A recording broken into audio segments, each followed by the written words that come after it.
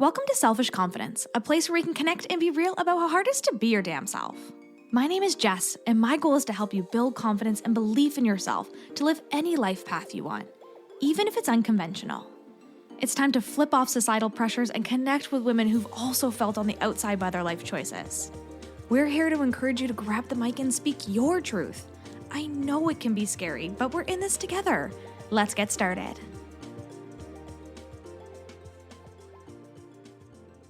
Hello, and welcome to this week's episode of the Selfish Confidence Podcast.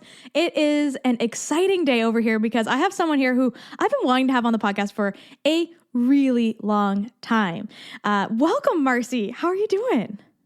I'm good. I'm very happy to be here. I'm excited to talk to you too. Yeah, I have I worked with you when I worked with Optimize magazine. And so I've known your story for a while. And I always thought Marci has this beautiful, unique story that she has been sharing for a really long time and really helping a lot of women through that. And to have you here and to share your truth with everybody listening, it's just like, let's go. I'm so excited. So can you tell us a bit about you and your background and how you got started on your journey as a resiliency coach and a body image advocate? Well, I will tell you this. That's big, right? I'll tell you that I'm just turned 53. So I'm 53 years old and I'm still figuring out who I am. I change all the time. I'm always changing, evolving, realizing things about myself, acknowledging things about myself. And I like that. But how it started, I will say that everything I've done wasn't planned. I've kind of fallen into everything with varying levels of success. You said my story is beautiful. Yeah, there are beautiful moments in a very challenging life full of obstacles. I think that what I've learned is sharing my truth with my story is the beautiful part.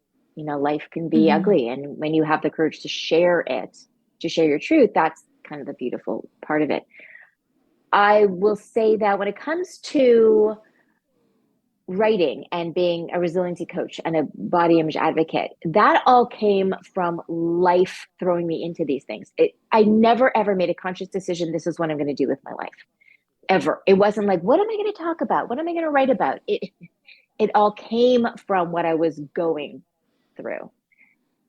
And so I started struggling with body image very severely when I was 17, and it took over my life for decades. And so when I was lucky enough to go into recovery in my 30s, I actually thought at the time, I never want to talk about it again. I don't want to think about it. But unless you're going to move to a deserted island where there's nobody and nothing, it's just impossible. Plus, I had two kids, little kids, who were in elementary school, who were getting messages from school, basically, who were trying to do the right thing when it came to health. But I found all the messages around health revolved around weight.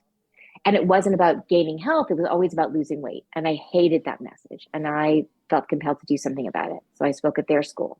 And then word of mouth and kids telling their parents and siblings, I started speaking at many schools. And then I created a program called Fit versus Fiction. And I would bring it to schools. Now, at the time, also back in 2007-ish, nobody was talking about body image. There was no, social media was just starting. So there weren't body positivity groups or things like that. And so nobody wanted to talk about eating disorders. It's embarrassing. It's not sexy. There's nothing kind of romantic about it, rebellious about it. But I did. And it's not that I wanted to talk about it. Again, I felt compelled to. So when I would see something on TV or I'd hear something on the radio or I'd read something in the newspaper that I felt was giving a dangerous message to kids, especially about body image, I would call the radio station. I would email the TV station. I would write the newspaper and they'd say, okay, so come and talk about it. And so I started talking about it. When it comes to resiliency coaching, same thing. You know, it took years. I battled my eating disorder, got into recovery, was still dealing with a lot of obstacles in my life. I had let a very low self-esteem, low self-confidence navigate me through a challenging life, which led to some poor decisions, which led to some regrets, which led to a lot of shame and guilt and fear of my mistakes coming out. And I walked through 2 decades of my life carrying fear and shame. And I was turning 50 and decided I didn't want to carry that anymore and was done hiding. and decided to write a book about my life and expose my secrets. Now, when I did that, I had to make the conscious decision. Am I going to risk ruining my reputation? Am I going to risk losing friends and family? And I made the decision that I was ready to do that. It didn't happen. I didn't lose anyone. Instead, I had a bunch of people messaging me with their own stories that they couldn't share, but needing to know how I did it, how I found the strength to tell the truth.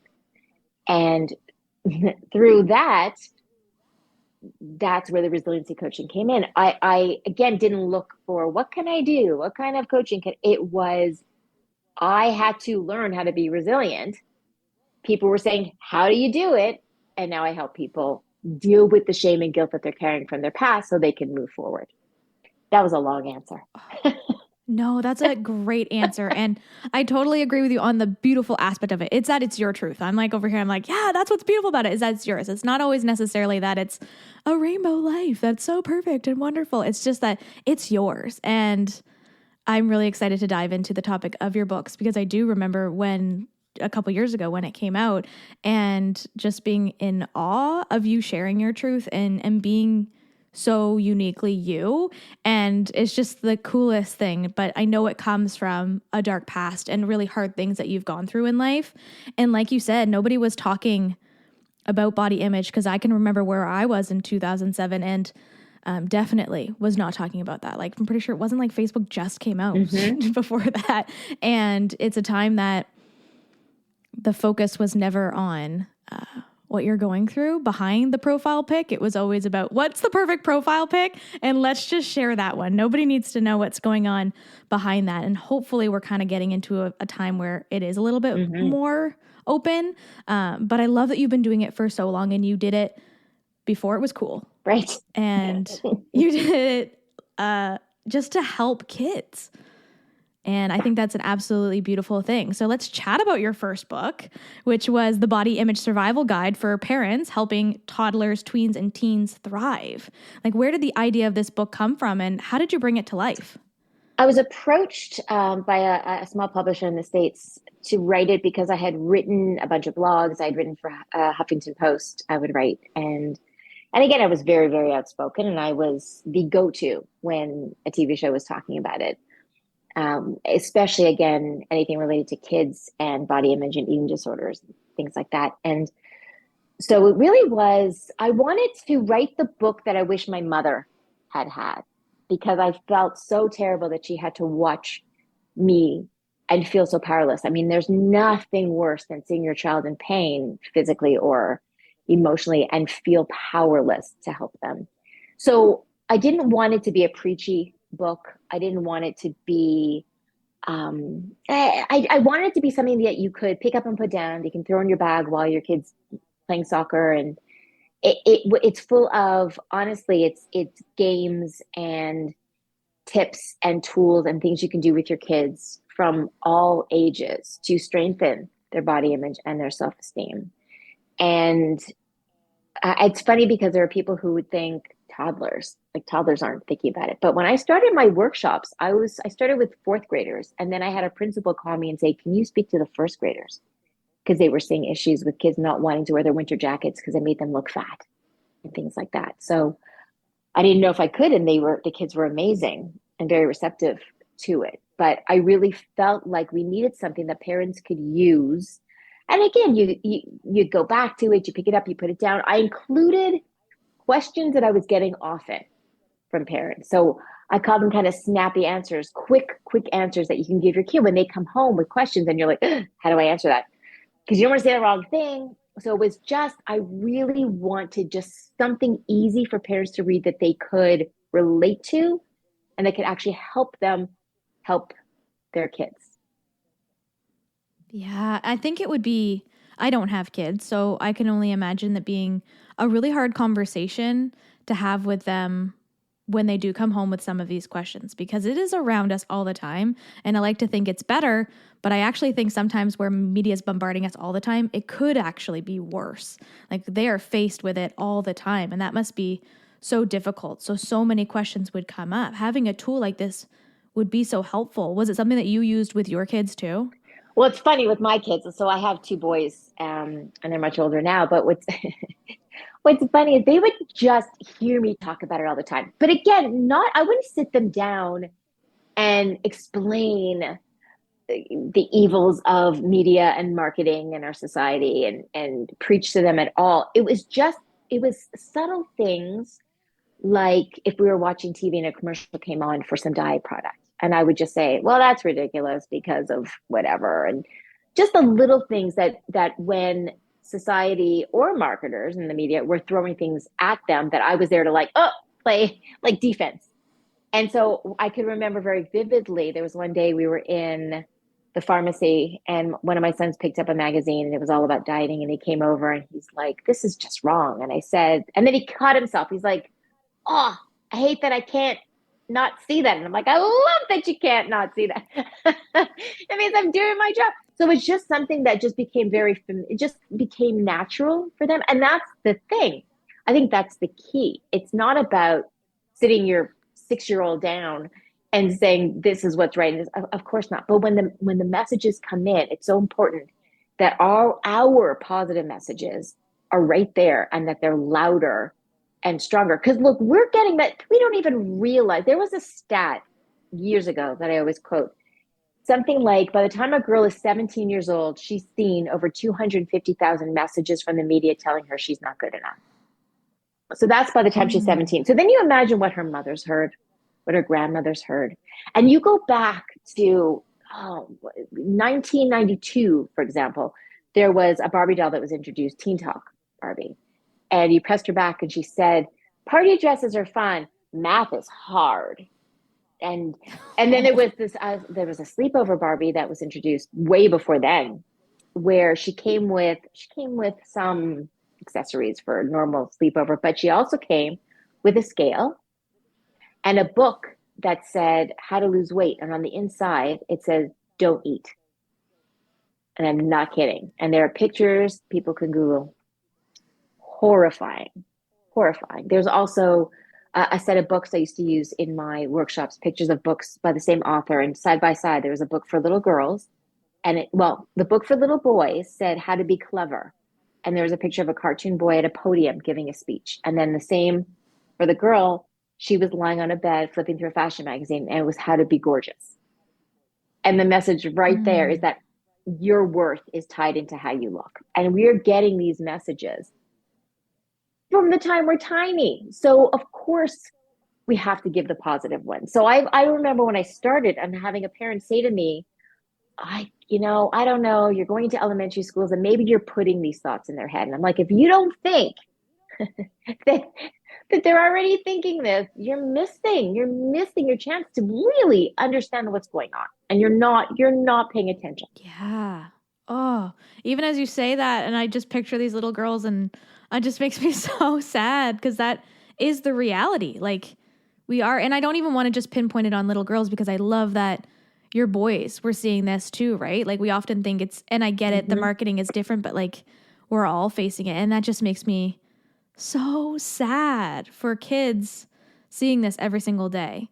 And it's such a vulnerable place, well, right? Go ahead. No, I was just going to say for your point, absolutely that boys are struggling. Also, when I used to do a workshop, it was a long time ago, and sometimes we would separate boys and girls. But when I would talk to the boys, the issue with the boys was that they were getting it from two ends. So I would hear from boys who felt that they weren't muscular. They're too small. They weren't muscular enough. And then there were boys who felt that they were too big and they weren't thin enough. So they were caught in a really difficult place because also girls are known for being emotional. And so we expect to hear girls talk about stuff. Whereas with boys, you're not going to hear a boy walking down the hall saying, oh, I feel fat today. But the insecurity and the low self-esteem often comes out in different ways with boys. It will come out with behavior. It can come out with substance abuse. It can come out in different ways that you're not even thinking that. But you look at male models over the years, and there was in the 80s, it was the Tyson Beckford, the big built guys. And so if you didn't look like that, then they felt like they were too small and too wimpy. But then there was this kind of androgynous, really waif looking men at one point later on in the 2000s. And so if they weren't small, then they felt that they were too big. So it was just as difficult for boy. I would have, oh my God, I had a boy had gone to his mother. He was about 12 and he was fixated on the fact that he didn't look like the actors from Twilight because they're all playing teenagers, right? And that's the problem too. A lot of the TV shows, you have honestly actors in their 30s playing teenagers. And so real teenagers are looking at their bodies going, why don't I look like that? Well, they didn't look like that when they were teenagers. I find that oftentimes you'll have actresses who are younger than they portray, right? You've got like a 30-year-old playing a 45-year-old, but then you also have a 30-year-old playing a 16-year-old. We have no idea. We have no idea what we're supposed to look like because we've never seen, we rarely see people who are the age that they're portraying actually be that age. Yeah. It's very I never really think about that. Right? Like, yeah, of course, in Twilight, like people, they were so much older with like their chiseled jaws and their porcelain skin, like all of these pieces to it that we just don't think about, and the messaging that goes into that. And I just love that you're speaking with really vulnerable people because you're doing work that a lot of people don't want to do. Like that's a really hard conversation to have, and to have it with children. The fact that you have a book about this to teach parents how to talk to their kids tells you how hard this is. Because even thinking about our nieces and our nephews and our godchildren, it's like, I wouldn't know how to have this conversation with them. So do you have any advice for someone who's looking to be a positive role model for littles in their life, and they just like don't really know how? Yeah. Well, I want to say two things on that. One thing I remember very clearly, I was at a soccer game with my kids, and a woman approached me, and she said to me, she knew what I did, and she said, I'm very confused because we don't talk about fat in my house. We never say the word. We never say the word, and yet my daughter's struggling. But it's a word that's banned in our house, and I'm like, well, that's the problem. I mean, why would you ban it? It's a nutrient. Fat is necessary. It gives us shiny hair and healthy nails and clear skin. I mean, that's the problem, is that we're demonizing. She was demonizing. So of course your child was going to be afraid of it. I mean, that's the problem. It's the same thing when I had a parent say her daughter came home and her friends called her fat, and she panicked, and her mother's like, oh my God, no, you're not. It's like, again, that's a really strong reaction. You're saying that, what, is fat the worst thing you could be? And my advice with that was like, more kind of brush it off. Like, really? Like, that's interesting because you're healthy, and that's silly, and just kind of just move on. Like, we make such a big deal of it, but we're so afraid. Our society is so afraid of fat. I mean, it's so necessary. It's so silly. But as far as being a role model, I mean, okay, 100%. Whatever, this is when I say it's okay to lie to your kids. If you're struggling with your own body, don't let your kids see that. And it might sound like, we're in this age of truth, and I'm big on truth. So it's okay to be honest and show your kids you're human, but not with this. I think what's really important is that our kids, what I say is this: even if you're not feeling super great about your arms, instead of saying, oh, my arms are so jiggly, say, I love my arms because I can hug you with them. I love my belly because it's where you put your head when you're watching TV, or I carried you for 9 months. I love my thighs because I can dance with you or walk to the park with you. It's an appreciation for our bodies, because our bodies are so much more than how they look. I mean, it's amazing how much grief we give our bodies for how they look when they are working so hard to keep us alive every single day. I mean, they really are. And they take such a beating just through normal life stuff and then extra stuff we put on. And yet we have the audacity to say, I don't like how you look because you're bigger than I want you to be, or you're not as firm as I want you to be. Come on. We have to stop that. So I think a really important, most important part is our kids really see how we treat ourselves. And if they see us loving ourselves, then it gives them permission to love themselves. If they see us berating ourselves, then they're going to think that that's the norm. And not to panic. I've had parents panic because their children they seemed heavier. And I'm like, oh my God, they're going to change so much. Like, I mean, and you don't want to put your kids on diets. And if you feel that they're overweight and you want to change their diet, change it. You don't need to discuss it. You're the one bringing the food in. You're the one in charge of the exercise, but do it in a fun way. Do it in a healthy way. Because again, this is for adults, it's for everybody. You cannot hate your body healthy. You cannot hate your body thin. You have to love yourself and know that you deserve to be healthy and happy in order to get your body where it needs to go. You can't beat it up in order to squeeze it into something that it's not even supposed to be. Right? And your best body, you can't pick a weight or a size and try to squeeze yourself into that, because you're just setting yourself up for failure. Because even if you reach it, you're not going to sustain it, and then you'll feel like a failure.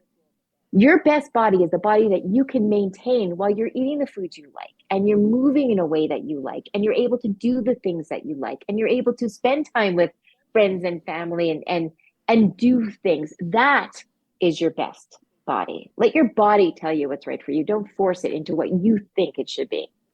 Yeah. I love that. Because I know it's just, I know everyone listening to this is going to be like, yeah, easy for you to say, Marci. But like, I just love. Oh, it's not easy for me to say. It took me decades and decades and decades. And that's exactly it. It's like, it's not.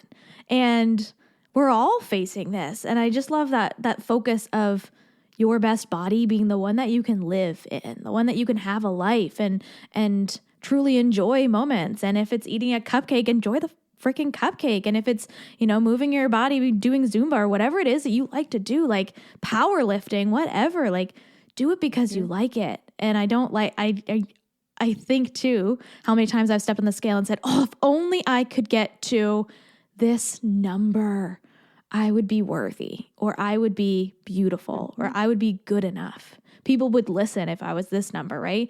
And that's just not the truth, right? People listen because you're being yourself and you're living a beautiful life. Yeah. And I used to say, that when I was punishing myself, when I was living in my eating disorder, and I did it all. I was anorexic, and then I was binge eating and compulsively overeating and compulsively exercising. I mean, I ran the gamut. But when I was under eating, I remember I used to say, my friends and family told me I needed to eat to be healthy, but society told me I needed to stop eating to be beautiful. Oof. And it was that I heard. And also, when I was 8 years old, I thought I could be anything. And then when I was 17, I thought the only thing worth being was skinny. And that was a horrible way to live. And so going back to what you just said about easy for me to say, I will tell you, we were talking earlier, for me, when I went into recovery from my eating disorder, and they said I was a bad case because I'd had it for so long. But when I went into it, I thought that I would come out of it and just love myself every single day. I just wake up and just be like, you are.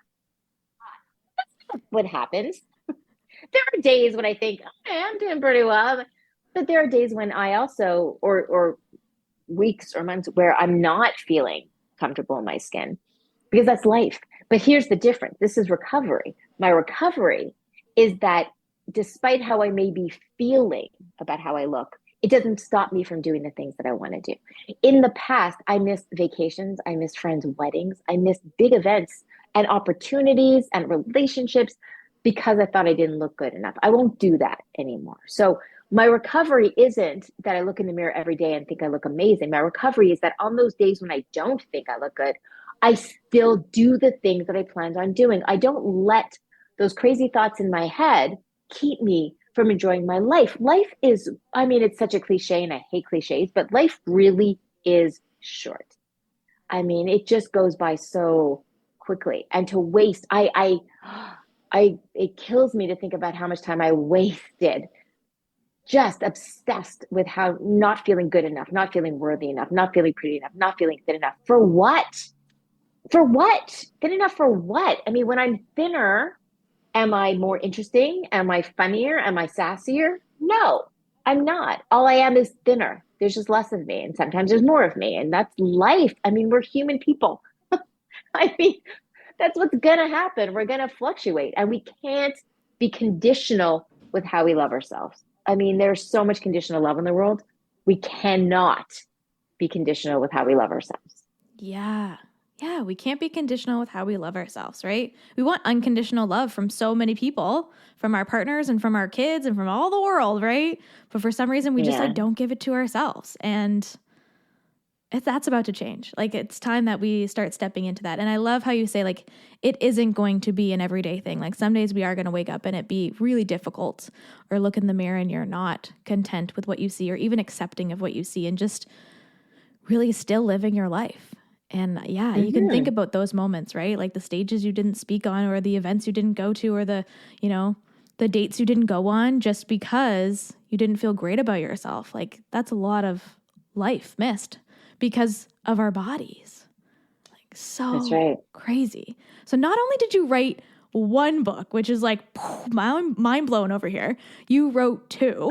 And that's just like the craziest. I remember when your second book came out when I was working at Optimize, and I'd love to chat about that with you today. So let's chat about The Good Stripper, a soccer mom's memoir of lost lies and lap dances. Can you tell us about this book and the courage you had to share your story with the world? Sure. I mean, as I said, I feel like, Let me say well, like, oh it's gosh. no, it's just writing it. I was going to say was life changing. It was, but sharing it is a whole different thing. Mm-hmm. And so when I got through my eating disorder and I sort of reclaimed my body and my life in some ways, but I was still living with some guilt and some shame of things that I did when I was still struggling. So, for example, my book is dedicated to anyone who may be struggling to forgive themselves for the mistakes they made when they were just trying to survive.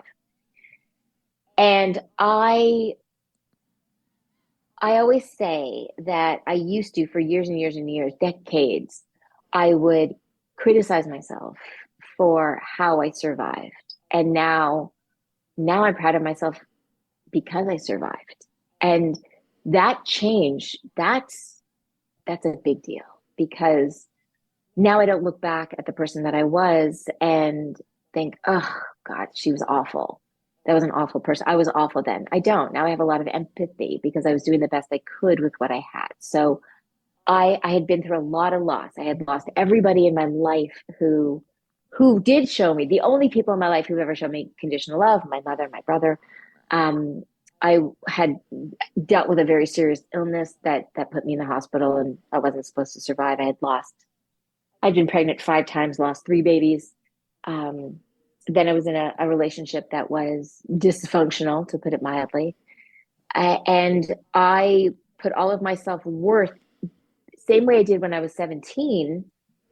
Now in my 30s, I had put all of my self-worth into my body. So I felt that if I was going to, I felt guilty taking up space in this world.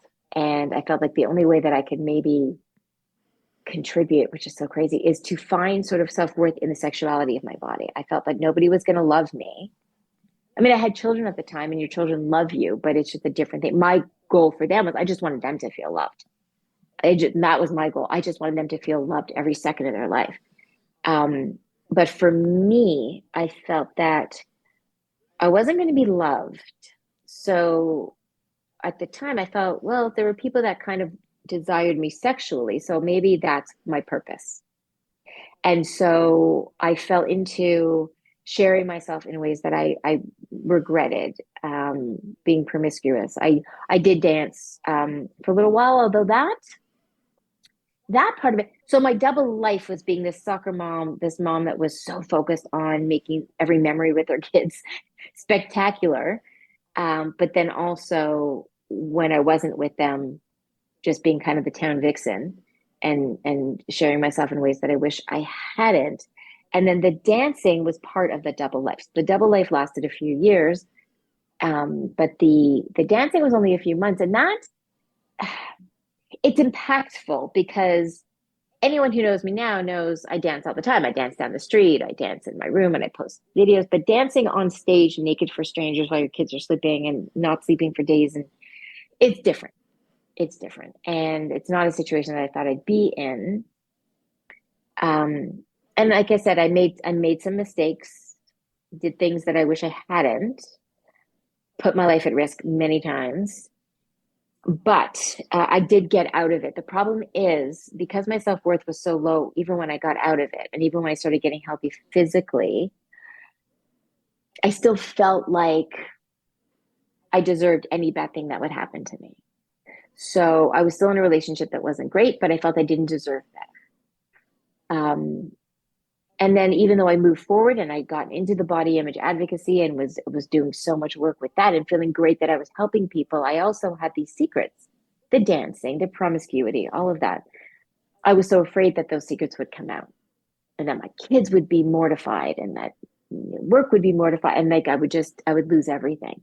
So I carried that fear around constantly. And also I was still feeling like a terrible person for having done that. So I also was trying to it got to a point where I felt like I couldn't do my workshops anymore because here I'm teaching people how to be confident and love themselves when I didn't feel that way about myself anymore. And I wasn't in a nurturing environment. As I said, I had lost the people in my life who made me feel loved and worthy and important and valid. And I kind of crashed again and even found myself kind of falling back into the eating disorder because I would punish myself with food. I would punish myself with food and sex. Those were the two things I would punish myself with. And then I got to a point in my late 40s, mid 40s, and I thought, no, this is not the way my story ends. Because I really did think about maybe I shouldn't be here. Maybe I don't deserve to be here. Maybe my kids would be better off without me. And I thought about that a lot. And then thought, no, I'm not done yet. And made the decision to make some changes, which took a little while, but part of that was leaving my marriage. And um, then it was still, listen, I will say, and I say this in my book, when I left my marriage, I had no family support. I had never paid a bill in my life. I didn't know what to do. I mean, I was so dependent on my ex-husband that I went into my bank and I said, I understand nothing and I have to understand everything. So talk to me like I'm 10 years old. I mean, that's really, and I've had to learn things that I feel most adults knew a long time ago. And that's been humbling, but I've never had a single regret about changing my life that way. But it still took a few years. And then I was turning 50 and I thought, okay, that's it. There are more years behind me than ahead of me. I'm tired of living in fear. I'm done. I think I just felt like I am ready for people to know all of me. And the people who think they love me, if they stop loving me because they know I have a kind of a sordid, salacious past, well, then they don't love me. And anyone new who might be meeting me that has an issue with my past, like I didn't care anymore. And I felt that I realized that the hard part was getting through what I had survived. That was the hard part. Being judged for how I got through it, I can handle that. That's not going to hurt me. If I survived the tough stuff, being judged on it, nah, I was okay. And the only people who I was really concerned about were my children, who didn't know a lot about my past. But even with them, I had to come to a point where I thought, I mean, they were late teens at that point, and I thought they might be mad at me for what I did. They might be mad at me for talking about what I did, but I still needed to do it. I still needed to be open and honest. It was just something I needed to do. And I felt that even if they were mad, I believed that in time, as they got older, they would understand. And luckily, I told them, and there wasn't a second of judgment from them. There was just immediately, we got your back. We're in your corner. I mean, it was great because they didn't see any of it. I hid I mean, they don't remember me not being there because I went days without sleeping because I would do my silliness when they were sleeping, when they were at school. So they know I wasn't the cool, sexy mom. I was the overprotective mom that was there all the time. So for them, it was like, when, what? No. So they've been great. And it was just, it was something I needed to do, whether it got published or not, kind of a thing. And then it got published. And then I realized, oh my God, people are going to read it. Wait a second. And then when it came out, and I started getting messages from, I mean, people from, I went to camp with when I was 8, or, like, I mean, that was like the crazy thing. And people just saying, oh my God, I had no idea. I didn't know. But instead of it alienating me from people the way I thought it might, it actually connected me to people. I mean, I'm sure I've lost friends. Nobody that I don't know, because nobody of significance really. But I've gained so many more people in my life because it's people going, I had no idea, and then messaging me with the stuff that they could relate to. So whether it was loss, whether it was difficult relationships, whether it was body image stuff, whether it was whatever else that I talk about, because there's a lot of stuff.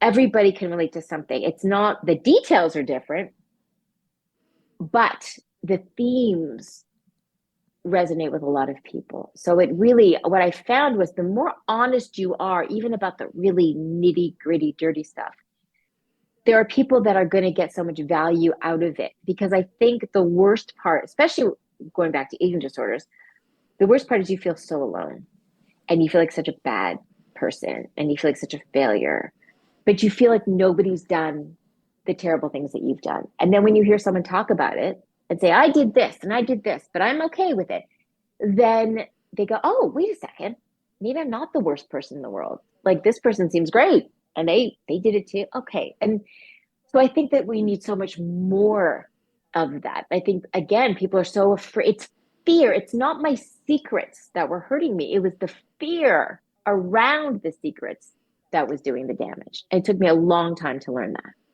How long from after you published a book, it was out there, people were reading it, to you feeling open about sharing so much about it?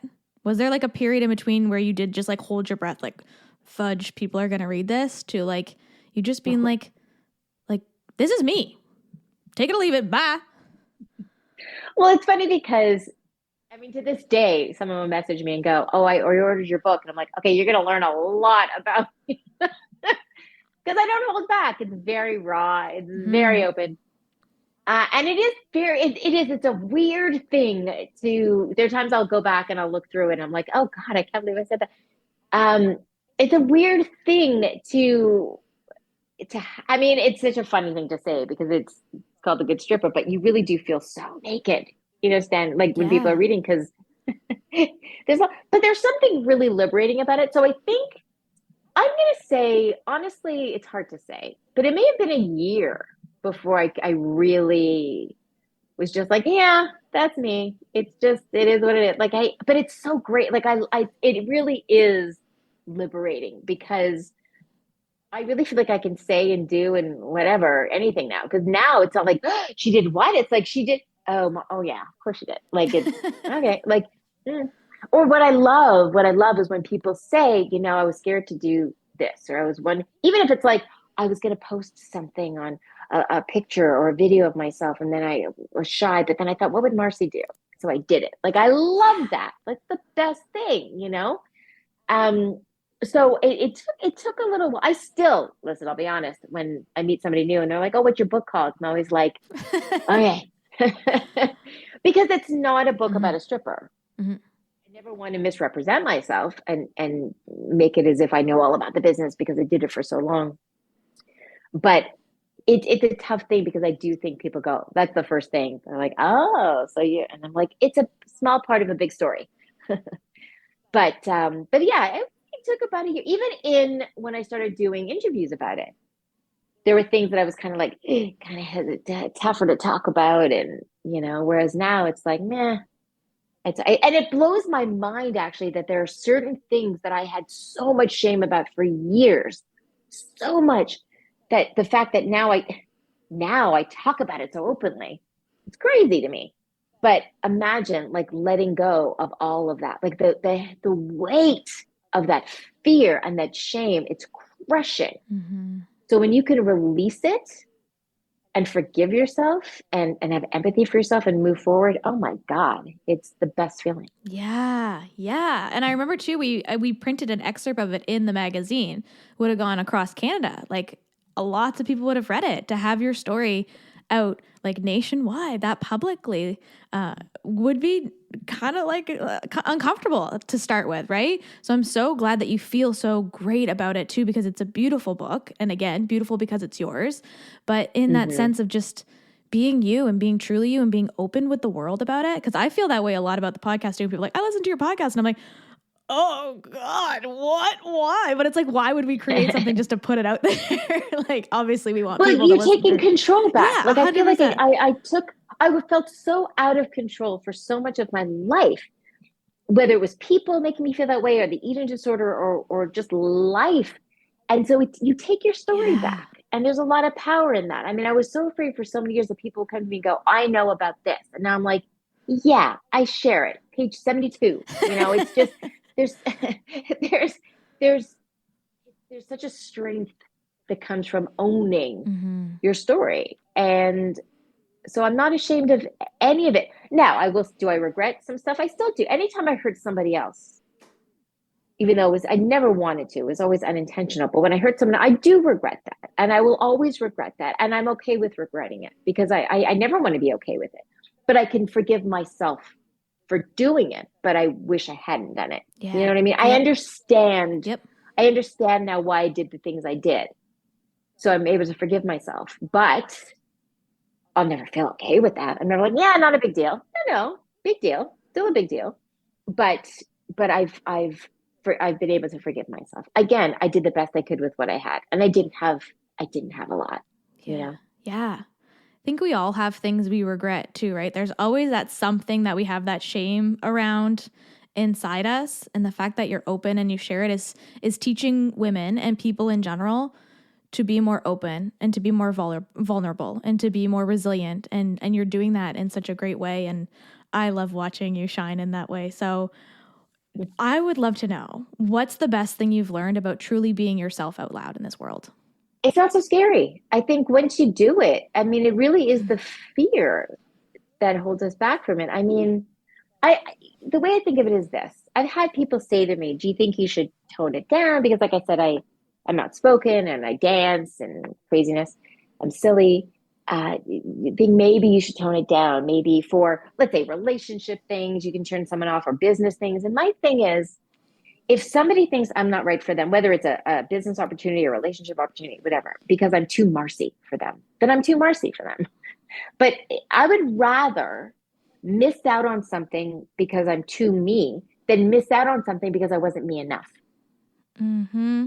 You know, I would, the worst would be if somebody was looking for someone exactly like me, but I wasn't being me, and I missed out on something that could be awesome. So I don't know. Again, life is short. Like, this is who I am. Listen, for the good and the bad, this is who I am. I mean, this is it.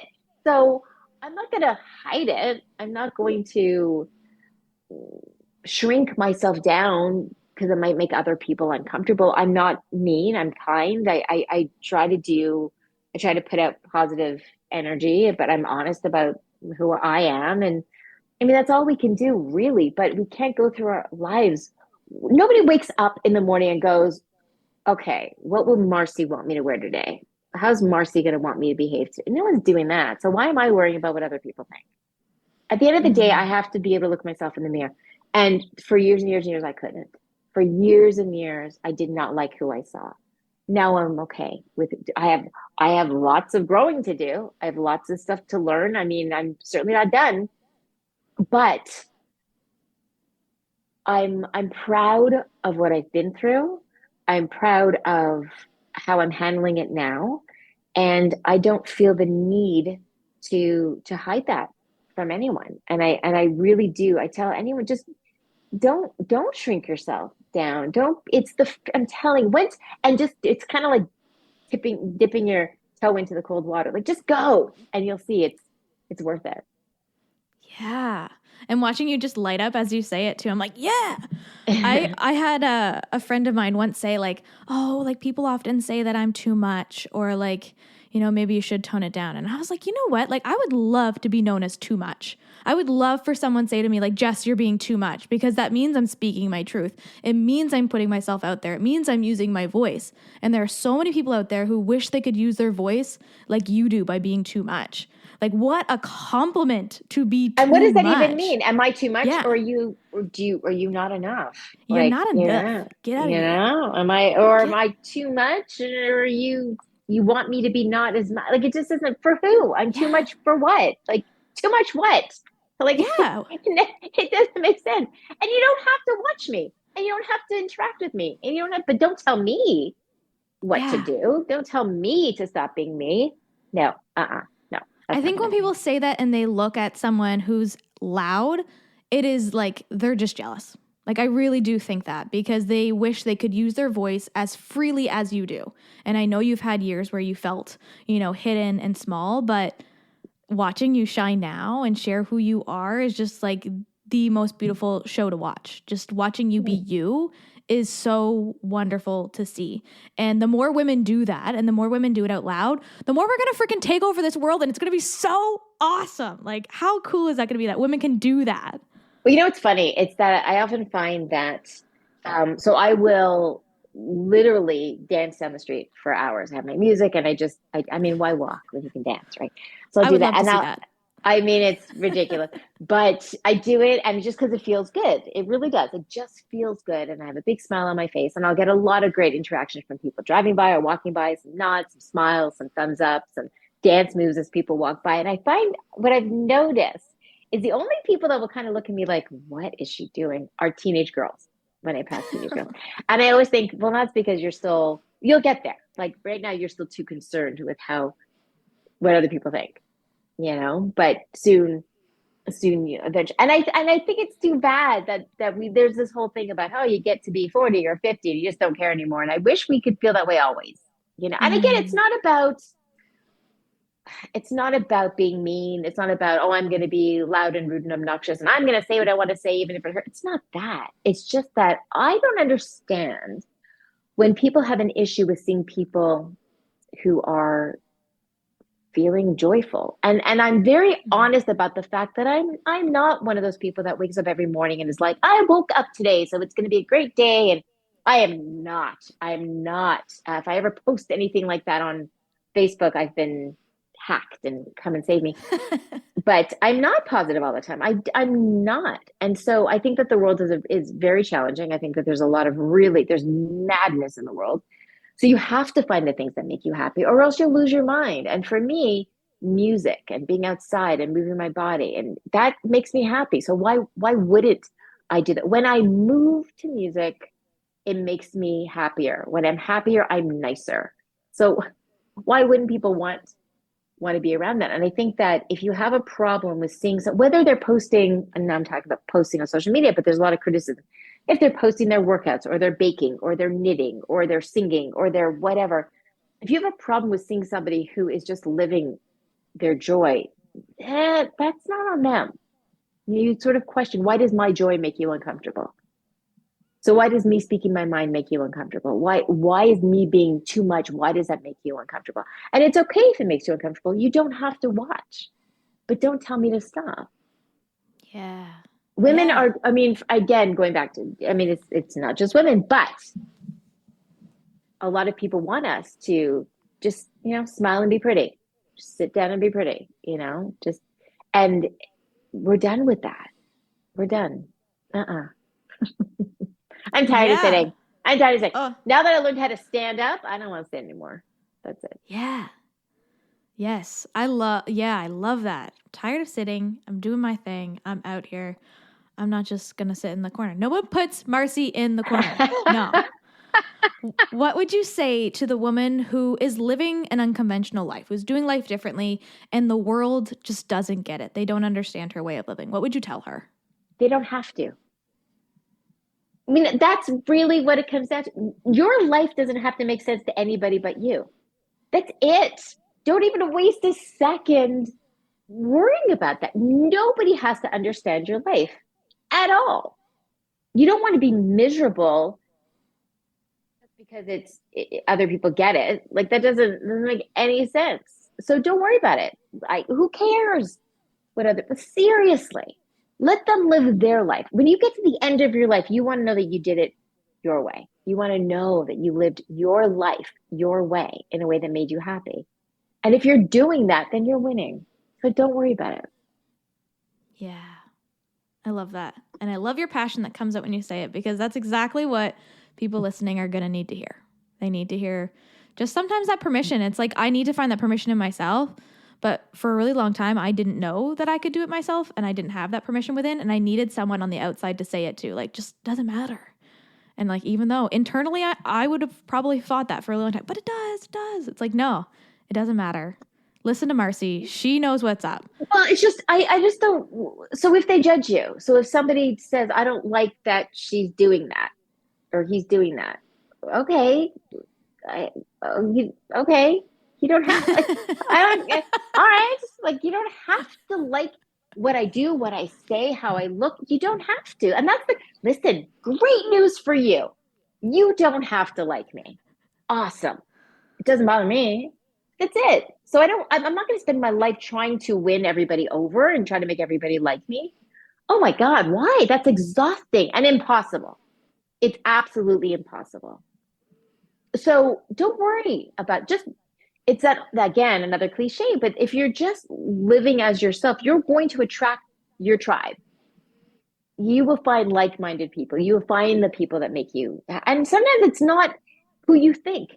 You could be friends with people forever, and then you get to a point where they just don't get you. So you move on, where you change, and you could find support from people you never thought you would. Just oh my God, no, just be whoever you want to be. And that could change. I keep saying whenever somebody would ask me, where do you see yourself in 5 years? I'm like, oh my God, where do I see myself in 5 weeks? I can't even tell you. And that's the truth. I have no idea. Mm-hmm. And that's okay. Be open to experiences and to change and to learn and to grow and to evolve. I'm not the same person I was. Oh my God. I'm not the same person I was 6 years ago, but I'm not the same person I was 6 months ago. And I hope I'm not the same person 6 months from now. I hope I've changed and learned something new about myself, about the world, about other people. That's what you hope. So just don't, oh God, if we add in what other people are thinking on top of that, it just slows us down. We don't need to be slowed down. We got too much to do. How boring would it be if you were the same person for 6 years? Like, that'd be Some so people are. boring. I mean, we all know people who are very comfortable where they are, and that's fine as long as they are not giving someone else a hard time for changing. Mm-hmm. But that's what happens. It happens in friendships. It happens in relationships where some people grow and some people don't, or some people are very happy to be where they are, and some people need to move on and to move forward, and that's okay. We're all different. But yeah, I mean, if we were, God, the world, if we were all the same, I can't even imagine. It's like having a big crayon box with 100 crayons and they're all gray. Like, who wants that? No one wants that. Exactly. Well, I was going to go with beige, but you went with gray. So you're right. Some people do love beige or gray. You're right. And if that's your truth, you go, girl. I love it for you. But I need more colors than gray and beige. No, or if your favorite color is red and you want everything to be red. Well, it just doesn't work that way. It shouldn't be. I mean, I think that what's funny is that I think we are so much more alike than we think we are. And I've learned that from sharing my story. Again, the people who come to me and feel connected to me are people that I never would have thought we'd have something in common. And they were surprised that we have something in common. But we're just the very, very core of it. We're just human, and we're all in this world, and we're all doing our best. And if we could just give each other room and space to do that, to make our mistakes, to look silly, to whatever, then it's just so much easier. So when we try to police ourselves and each other, that things get difficult, but it shouldn't be that hard. I always say, social media will say, or society will say, just be you. And then it'll say, but not like that. It's like, you live your best life as long as your best life looks exactly like my best life. But ultimately, we need to give each other room to be whoever we are and to figure that out and to change. And we have to give ourselves the same room to do that. And that's it, really. Yeah. Yes, I love that. Thank you, Marci, so much. Can you tell us where we can find you online, where we can connect you, where can we get your books, where can we get more Marci? I'm really easy to find on social media because it's just my name. So it's Marci Warhaft, which I'm sure you'll have somewhere written. And my books are either at Indigo in Canada or on Amazon. It's paperback, Kindle, or an audiobook on Audible. You can go to through Amazon, or you can go to the www.thegoodstripper.com, and that will give you links to the audio and the Kindle and the paperback from Amazon.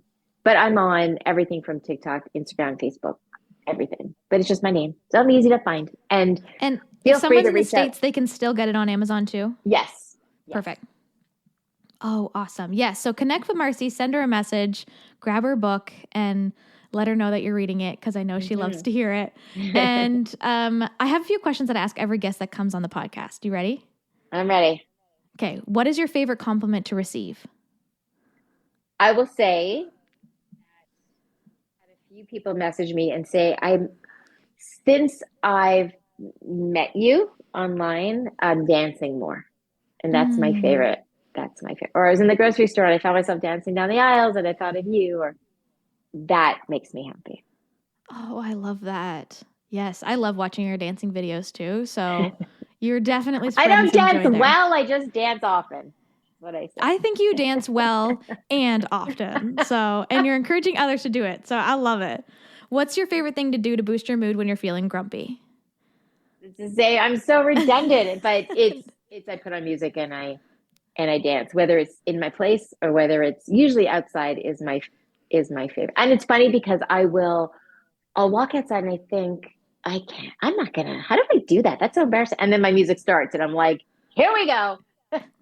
It's just, I can't listen to music and not move. So being outside in nature with music and chocolate doesn't hurt. I'm not gonna. Yeah, that is good too. I love that. Do you have a song or quote that boosts your confidence? One of my favorite quotes, I believe the poet is J. Iron Word. And it's, she's no Barbie, she's Wonder Woman with a sailor's mouth. Yeah. I just really love it. And for a song, I will say "Go Your Own Way" by Fleetwood Mac is. Oh yeah, I was wondering what was the song that you put on that you would start dancing down the street to. Like, is that the song? That's one. I talk about Bootylicious in my book. That starts off with that. That's a fun one. I change it up. But I'm a big 80s girl. So. I love it so much. That is so awesome. I am just smiling from ear to ear, talking to you and just feeling, living through your truth is a moment for me to be like, yeah, fuck yeah. Like, I'm going to live in my truth too. And I love that you're spreading that message to so many women out there. So thank you for being here and for being you and for being vulnerable and sharing your truth with us. Well, thank you for being interested in my story and for encouraging me to continue being ridiculous. I appreciate it. I love it. Thanks so much, Marci. Thanks. What's up, sis? I am so glad we could hang out today. If you love this episode, send it to a friend or share it on your social media and tag me so I can personally thank you for helping me sprinkle some confidence in the world. And don't forget, you are magic. Let's show the world your shine.